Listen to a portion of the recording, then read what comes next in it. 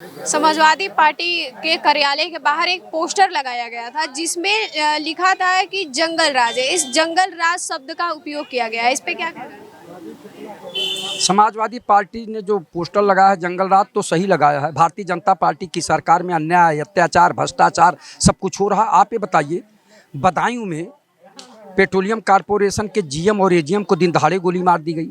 गोरखपुर में पूर्व पार्षद को दिन दहाड़े गोली मार दी गई। सुल्तानपुर में जो है दिन दहाड़े जो है माननीय मुख्यमंत्री जी के स्वजाती लोग दौड़ा दौड़ा के गोली मार रहे हैं। तो ये जंगल राज नहीं है तो क्या है? ये क्या कानून का राज्य चल रहा है?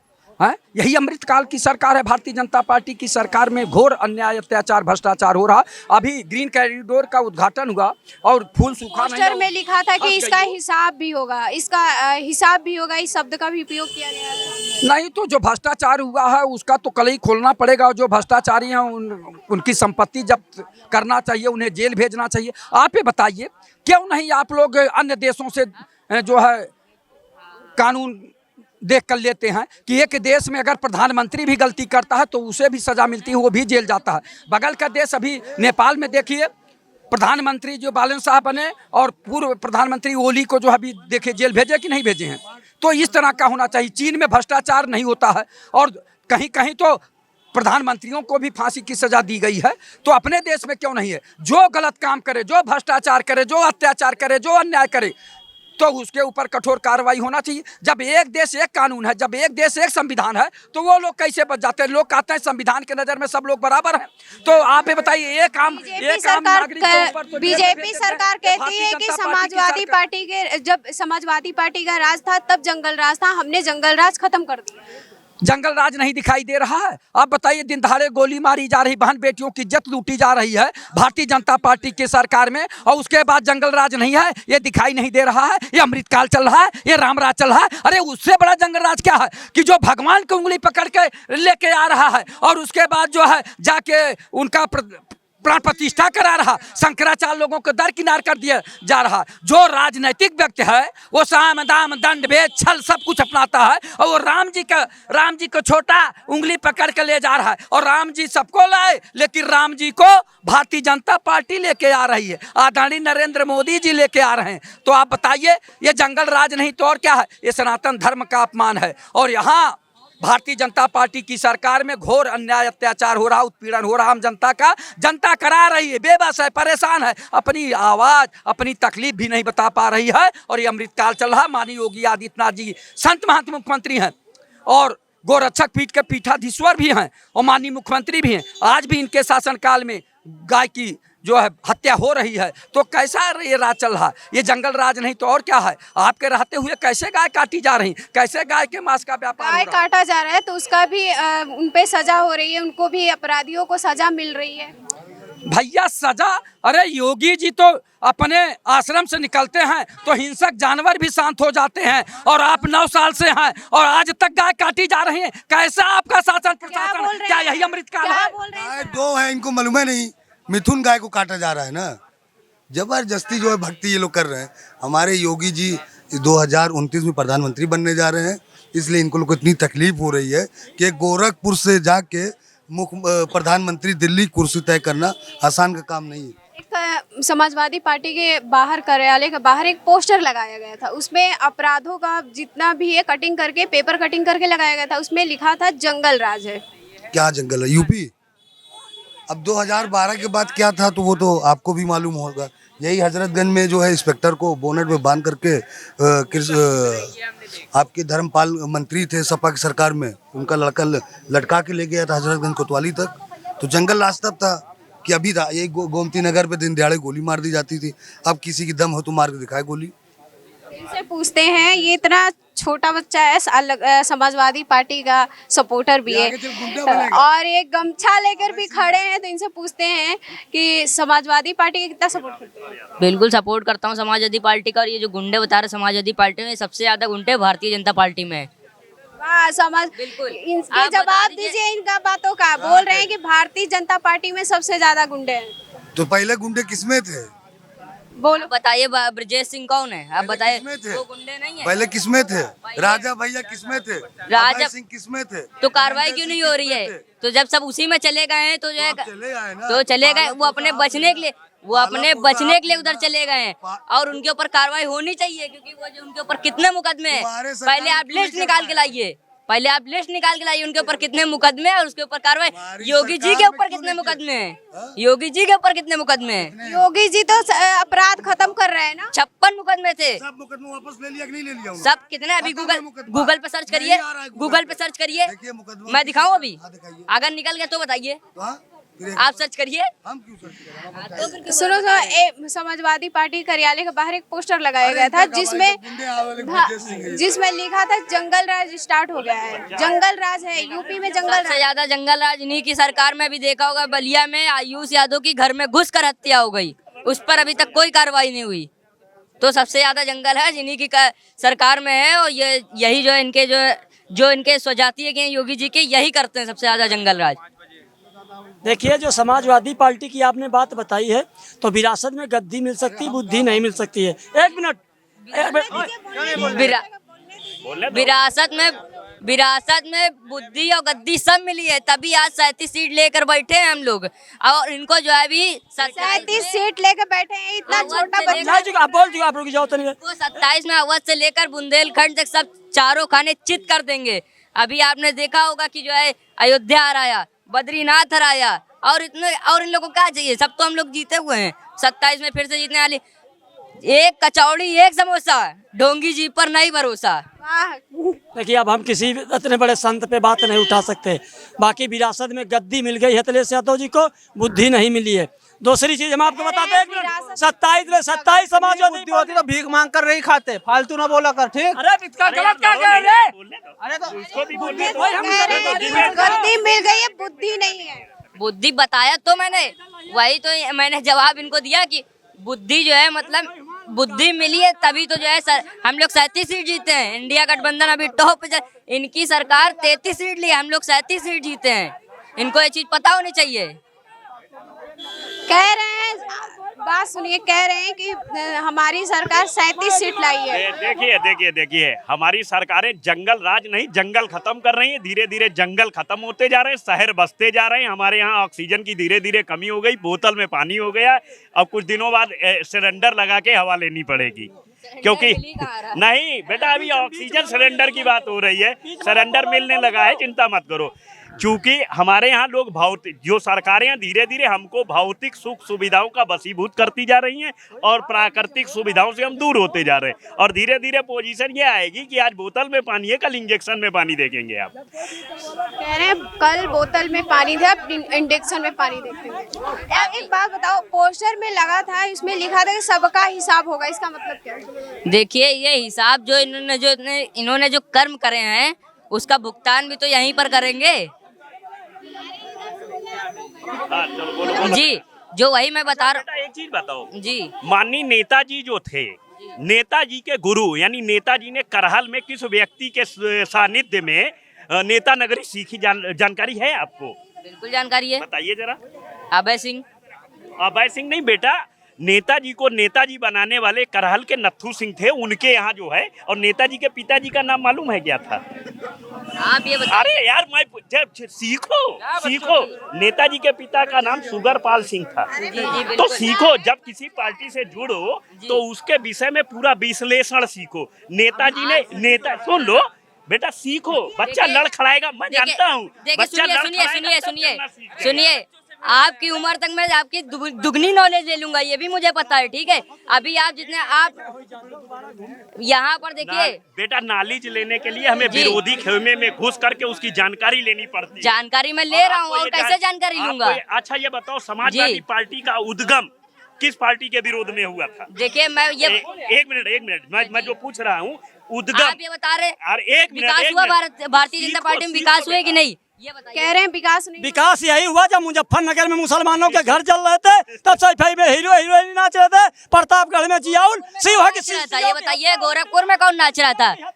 गोरखपुर में कौन नाच रहा था? बुद्धि नहीं मिलती, वही बुद्धि लगाया है, पार्टी के लोग बेबुद्धि पे, वही बुद्धि लगाया है। 27 समाजवादी नहीं पार्टी। आप बस 500 पर यहाँ आए बोल रहे हैं, आप बस 500 पर यहाँ आए बोल रहे हैं, बस तुम लोग 500 पर हो, जो वो तो पता है 500 पर। अभी इनको इसी से आप इनको बात कर लीजिए। इनको 500 ये लोग पढ़ने लिखने इनको वाले हैं। 500 और मिलेंगे, अभी ये सपा की तरफ से बोलने लगेंगे। यही लोग इस तरीके के समाजवादी के लोग 500 हैं। मिलेंगे अभी ये पढ़ रहा है लेकिन ज्ञान है। जी, अभी इनको 500 रुपए भी इनको और दिए जाएंगे, ये सपा और कांग्रेस की तरफ से बोलना चालू कर देंगे। इन लोगों का यही चरित्र चेहरा है, एक दूसरे पे उंगली लगाना। अगर बाबा सपा का हम झंडा उठाए तो रामलीला, और भाजपा ने हमको कुछ दिया उसकी हम तारीफ करें तो वो अभी बुराई है। चर्चा गए, यही चाचा। समाजवादी पार्टी के लोग हाँ, हैं, ये- यही समाजवादी पार्टी के लोग हैं। आप भारतीय जनता पार्टी के उत्तर प्रदेश में अच्छा 10 बेटा, काम गिना भारतीय दीजिए। जनता पार्टी कब बनी? ये आप बताइए ना, आप उससे अरे जुड़े हुए 1980 में बनी, हम तो आप बता अगर- दिए, आप बताओ तो ना फिर- समाजवादी पार्टी कब बनी? ये बताइए, आप सीखो ना। विकास की बात कर रहे हैं आप। अच्छा विकास विकास पकड़िए, सपा सरकार में है दंगन गैर गिनती गिनवा लो। कई सपा सरकार में है दंगन गैर गिनती गिनवा लो कि कितने दंगा भे इसी लखनऊ शहर में जब से भाजपा की गवर्नमेंट आई, सिया सुन्नी का एक दंगा नहीं हुआ। बड़ी जिम्मेदारी के साथ कहते हैं, चाहे होली हो, चाहे दिवाली हो, चाहे ईद हो, चाहे बकरीद हो, सब सर सम्मान से निपट रही है समाजवादियों कह रहे हैं सम्मान से निपट रही है, कोई भी त्योहार हो सम्मान से निपट रही है। इनसे ये देखिए, इनसे ये पूछे 2017 से लेकर अब तक इन्होंने 10 काम गिना जो उत्तर प्रदेश में, मैं मान जाऊंगा उत्तर प्रदेश में अगर विकास। अखिलेश यादव जी ने इतना काम किया था तो 14, 17, 19, 22, 24 सब ठगबंधन में क्यों चला गया? गठबंधन क्यों कर रहे हैं? और कहीं कहते हैं तुम्हारा आरक्षण खत्म, कहीं मुसलमानों से कहेंगे भाजपा तुम्हारी दुश्मन, तुमने हमको क्या दिया? हमारी फोटो खींचाई और हमारी ही टोपी धरी और हमारी जब मुसलमानों पे अत्याचार होता है तो यही अखिलेश यादव जी बोलते हैं, आपको ये पता होना चाहिए। आपसे यहाँ हैदराबाद से इनको हैदराबाद से ओवैसी जी बचाने इनको नहीं आएंगे, इनको ये पता होना चाहिए। उत्तर आप कम्बल लेके आए हैं क्यों? ठंडी बहुत और इनके गर्मी चढ़ रही है। गर्मी इनके लोगन के लिए हाँ। भारतीय जनता पार्टी में ये है तो इनके गर्मी चढ़ रही है।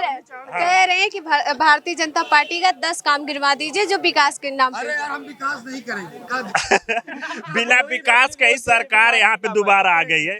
जो जात पात की राजनीति है यूपी में, विकास के मॉडल पे योगी आदित्यनाथ दूसरी बार आए और आज देखेंगे वहाँ पे एशिया में जेवर का एयरपोर्ट बनने वाला है। इधर से आप देखें गंगा एक्सप्रेसवे चल रहा है, अभी ग्रीन एक्सप्रेसवे उधर से चल रहा है, माजी से चल रहा है। कल आने वाले समय में बनारस का स्टेडियम खुलने वाला है, सरादना में स्टेडियम खुल रहा है। ऐसे तमाम मुद्दे हैं जो घर पे हर आदमी के घर पे आवास, लाइट, बिजली के जो सरकार ने प्रबंध किया है, इससे ज़्यादा जनता वोट देती रहती है। और यहाँ का लोग कहते थे जात पात की राजनीति, भाजपा जात पात से ऊपर उठ के विकास के मॉडल पे उठ लेती है। समाजवादी पार्टी कार्यालय के बाहर एक पोस्टर लगा था, उस पे लिखा था कि जंगल राज है और इसका हिसाब होगा। हाँ जरूर जंगल राज है, क्योंकि 10 साल में कोई दंगा नहीं हुआ तो जंगल राज है। आज मुसलमान प्रताड़ित होते हैं, आज हिंदू प्रताड़ित होते हैं तो सब बढ़िया रहता। कराना में जब छोड़ कर लोग जाते हैं अपने घर तब प्रताड़ना हो। यहाँ पे आज की डेट में कोई वो दंगा नहीं हुआ इस सरकार में, तो कम से कम एक मुसलमान भी सुरक्षित है, एक हिंदू भी सुरक्षित है। हाँ मुसलमान सुरक्षित है महाराज। इधर आओ, भागो का आओ मुसलमान। अब बताए ना, रुको। बहराइच में मुसलमान सुरक्षित था। इलाहाबाद में अभी कोल्ड स्टोर गिर गया, एक बेचारे की गलती, जिसका नाम था आदर कोल्ड स्टोर, क्या वो अंसार अहमद उसके जिम्मेदार थे? महाकुंभ के बगदड़ कौन जिम्मेदार? बस वो हम कभी कभी पुलिस को देखते हैं ना तो बड़ा गर्वशाली होता है कि हम उत्तर प्रदेश पुलिस के राजकाल में जी रहे हैं। मगर जब देखते हैं साला जो हिंदू और हिंदू में हो जाता है लड़ाई, तो पुलिस ऐसे नामर्द हो जाती है। और मुसलमान अगर अपराधी है तो इतनी तेजी, इतनी एजेंसी, इतनी एक्टिविटी रहती है कि 1 घंटा में 17 लोग को गिरफ्तार करके जेल भेज देते हैं। इनका कहना है कि मुसलमानों पर अत्याचार, इनका अपना व्यक्तिगत कहना है। और यहाँ पे रिपोर्ट ले लिया, उद्गान 12 साल का लड़का मारा गया, ब्रजेश पाठक के जानने वालों के संबंध निकल आए। ये बुलडोजर कहाँ चला पाएंगे? है हिम्मत चलाने की? उनपे 12 साल का रोजे की हालत में लड़का था, ये आलमबाग में मार दिया गया, उस पर बुलडोजर कहाँ चलवा पाए? अगर मुसलमान किसी हिंदू को मारा होता, ये तीनों बुलडोजर भी चलता, कार्रवाई भी होती, इनकाउंटर भी होता, कुछ भी नहीं कर पाए। तीनों के तीनों की तरह बाहर घूम। देखिए, बुलडोजर कोई भी अपराधी होगा उस पर बुलडोजर चल रहा है। आप कहानी मत कहिए, ठीक है? क्यों नहीं चलेगा? यूपी सरकार, यूपी के जो पुलिस है पूर्ण रूप से कार्रवाई करती है।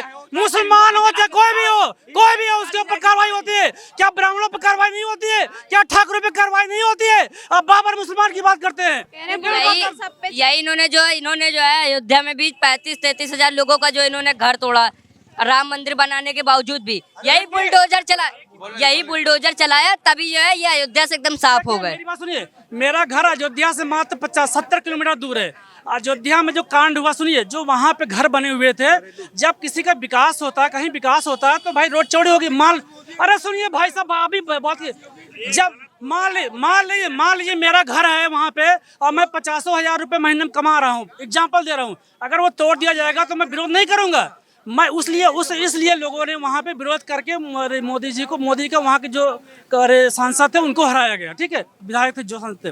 लेकिन जब सब चुनाव हुआ तो देखिए वहीं पे अयोध्या में भाजपा को 50,000 वोटों से जीत मिली, तो विरोध कहाँ पे है ये बताइए। ये कुछ बोल एक बुढ़ा जो है 17 वोट दे दिया, वो मीडिया बोल रहा था, कहाँ गजब भक्ति, कौन भारत में जी रहा है, वो बुढ़ा कह रहा ये बता रहे रोड चौड़ी हुई तो जो है घर तोड़े गए, तो जो है जितना उनको कहीं और घर भी दिया जाता है, मतलब जो है जब तोड़ी जाती है रोड है तो जो है घर भी दिया जाता है। तो अगर इन्होंने घर दिए होते तो जो है अभी जो है अयोध्या हारी ना होती भारतीय जनता पार्टी। अयोध्या नहीं हारी, घर दिए होते। अरे भाई देखिए, जब कुछ कैंपेन बनता है तो वहाँ पे जो रोड चौड़ीकरण हो रही थी तो लोगों ने भ्रम फैलाया, मुआवजा देने की बात हुई, मुआवजा उन लोगों को बाद में मिला। अगर वही पहले मिल गया होता तो ये यथास्थिति नहीं आती। इसीलिए देखिए उस समय पब्लिक नाराज थी और भाजपा को ये उन्होंने दिखाया कि देखो आपने वहाँ पे घर तोड़ा है, आपने मुआवजा भी नहीं दिया है, इसलिए आपको कहीं ना कहीं हार का इनको सामना करना पड़ा। लेकिन देखिए उसी में जब उपचुनाव होता है तो वहाँ भाजपा जीतती है, वहाँ के जनता को मिला था, मुआवजा मिला था। अरे उपचुनाव में 50,000 वोटों से जीती, आप कहाँ हैं? उपचुनाव सत्ता पक्ष का होता है, उपचुनाव सत्ता पक्ष का होता है, आपको ये भी पता होना चाहिए। आप अभी भी उठा के देख लीजिए, आप कभी भी इतिहास हमेशा उपचुनाव अभी 18 साल नहीं नॉलेज होनी चाहिए ना, बोलने के लिए नॉलेज भी होनी चाहिए। आप बस जो है अंधभक्ति में जी रहे हैं, बस और कुछ नहीं। तो भाजपा कैसा जीत गई, आप बताइए, इसका जवाब दीजिए। अगर वहाँ की पब्लिक नाराज है तो वोट नहीं दी होती, जैसे उन्होंने चुनाव में हराया वो सब चुनाव भी हरा दी होती। बद्रीनाथ भी तो हराया, वहाँ की भी तो जनता नाराज है। बद्रीनाथ भी तो हराया। फिर मैं बता रहा हूँ मैडम, आप मेरी बात समझ लिए कि जहाँ पे डेवलपमेंट हुआ है, अगर मान लीजिए मैं एग्जांपल दे रहा हूँ, मेरा दिखाइए इसको, अगर मेरा घर वहाँ पे, मैं हर महीने वहाँ से 70-80 हज़ार रुपये कमा रहा हूँ, अगर रोड चौड़ीकरण होता है मेरा घर उसमें चला जाता है, तो क्या मैं सम्मान में जो भाजपा को वोट दूंगा, भाजपा का मतलब भाजपा कैंडिडेट को वोट दूंगा? आप बताइए, अगर हमको मुआवजा न मिला हुआ होता तो? कह रहे हैं मुआवजा मिला है और रहने का घर भी मिला है। देखिए अगर घर मिला होता, मुआवजा मिला होता तो वहाँ पर जो है भारतीय जनता पार्टी का जीती होती, लेकिन ना उनको जो है ना घर मिला ना मुआवजा मिला, तभी जो है वोट मिले जीत गई। सब चुनाव बिना वोट मिले में जीत गई। 50,000 वोटों से जीता है, 50,000 वोटों से, पता कर लीजिए आप। दूसरी बात बद्रीनाथ मंदिर भी इन्होंने ही बनवाया था, वहाँ पर भी जो है कांग्रेस जीती हुई है। भाजपा का सदस्य नहीं हूँ, मैं आम पब्लिक हूँ, आप देख लीजिए तो वहाँ पे 42 या 50 सब चुनाव जीती तो भाजपा ने। अगर पब्लिक नाराज होती तो उसको हरा दी होती, उस कैंडिडेट को। कहना है कि पब्लिक नाराज होती तो उनको हरा देते। देखिए मैं इनको यही बताना चाहता हूँ, उपचुनाव सत्ता पक्ष का होता है जी। ये दोनों हैं, और देखिए बच्चों से बोलने नहीं दे रहे पूरी बात उसको। अरे उसका ज्ञान इन्हें पता है ना, क्योंकि जो है एक सपा वाले पूरे सब भारतीय जनता पार्टी पर भारी पड़ जाएंगे। अंधभक्त बता रहे हैं, तो क्या मैं इनको चमचागिरी गए हूँ अपनी बात करने के लिए? चमचागिरी बताएं। देखिए ना ये सदस्य हैं भाजपा के, तब भी चमचागिरी कर रहे हैं। सबसे बड़ा चमचागिरी तो आप है, चमचागिरी आप है। अरे भारतीय जनता पार्टी बस जुमला फैलाती है कि 2 करोड़ नौकरी देंगे, 15 लाख सबके खाते में देंगे, बस जो है भारतीय जनता पार्टी जुमला फैलाती है। मीडिया वाले हम देख रहे थे, कह रहे हैं कि भारतीय जनता पार्टी बस कहती है कि अभी हम करने के बाद है मीडिया के सामने अभी देख रहे थे, सबको सबसे पहले केवल ठाकुरों को ही दोषी ठहरा रहा है। कह रहा है कि ये जब से योगी सरकार हुई है ठाकुरों का बिरादरीवाद हो रहा है। अभी हम वहाँ पे सुन रहे थे, ये नहीं देख रहे हैं जब अखिलेश यादव रहे, अभी बता दे योगी सरकार में कितने ठाकुरों की नियुक्ति हुई है, कितने ठाकुर नौकरी पाए हैं, कितने ठाकुर नहीं मारे गए हैं। और मुलायम यादव जब तक माननीय मुलायम सिंह यादव रहे, किसके पक्ष में बोल रहे हैं? बीजेपी के समाजवादी के पक्ष में बोल रहे हैं, क्योंकि हम बता रहे हैं आम जनता वही वो है माननीय जब मुलायम सिंह यादव जी रहे, सब उस समय यादव बिरादरी जिस समय अखिलेश यादव जी भी हुए, सारे यादव बिरादरी के ही जहाँ देखो तहाँ हर जगह झंडा लगा के यादव बिरादरी, जहाँ देखो वहाँ यादव का झंडा लहराते थे, जातिवादी भी करते थे। अरे इनका जवाब नहीं क्यों अभी आप सुन लीजिए। इन्होंने कहा, एक मिनट रुक जाइए, अरे रुक जाए यार, चाचा। इन्होंने कहा यादववाद, आप भी तो ठाकुरवाद कर रहे हैं। हर थाना अध्यक्ष पे ठाकुर, लखनऊ पे 53 थाना है, 46 थाना पे थाना अध्यक्ष ठाकुर है।